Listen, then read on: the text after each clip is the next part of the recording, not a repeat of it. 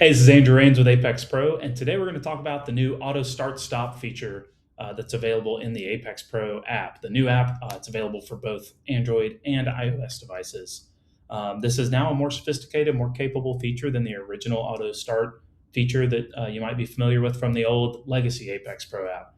That feature just triggered the data to start recording at 30 miles per hour. Now we've got more capability than that. So you'll notice this new stopwatch icon on the lap timer view. If you tap that, this will open up the menu to make changes and some options for the auto start and auto stop features. To enable auto start, you can just toggle it on. Same with auto stop.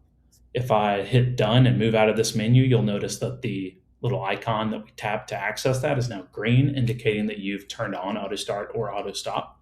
If I toggle those both off, it'll be gray again. So that's how you know if you've set those parameters or not. Now, in terms of how to set auto start and auto stop for each one, you have a speed threshold and a time threshold that you can set. So there's two variables that affect how that feature is going to work. For your speed on auto start, you're going to select a speed at which you want the timer to start recording.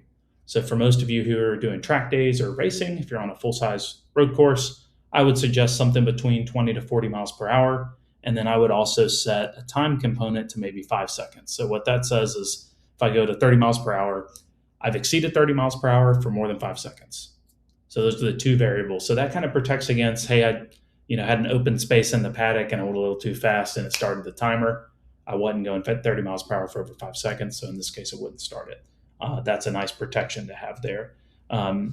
Based on your situation, the paddock layout of the racetracks that you normally go to, the types of events that you do, whether it's time attack, drifting, autocross, hill climbs, etc., that's going to affect what you want to set this to.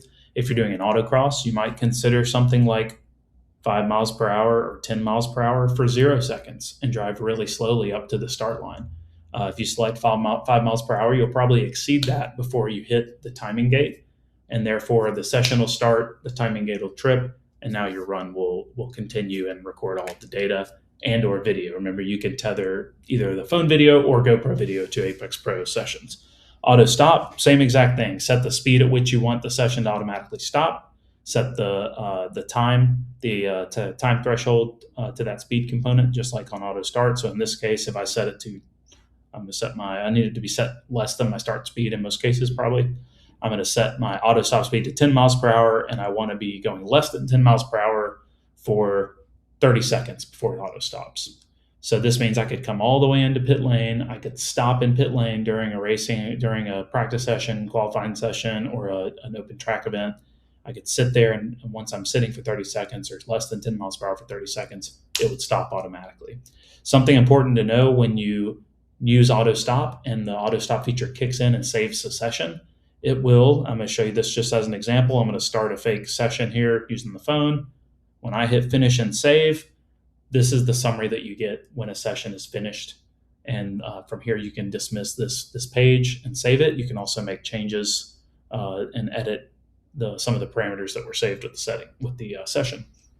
When auto stop kicks in and saves a session, it's going to pop this view up for about 30 seconds, and then it'll automatically save the session. So the data gets saved under data, and then it's able to trigger the auto start feature. So if you have to come into pit lane or come to a stop on the racetrack for a red flag, come into a pit lane behind the safety car during a race for a red flag, you can then have that session summary displayed. If you have your Apex Pro lap timer up, you can see what those parameters were, what the data was, what it looked like, and then it'll restart after that without you having to touch it.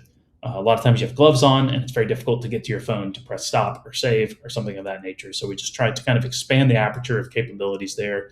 I think everyone will be really happy with these new auto start stop modes. Please give us feedback as you start using it and try it out for your next event.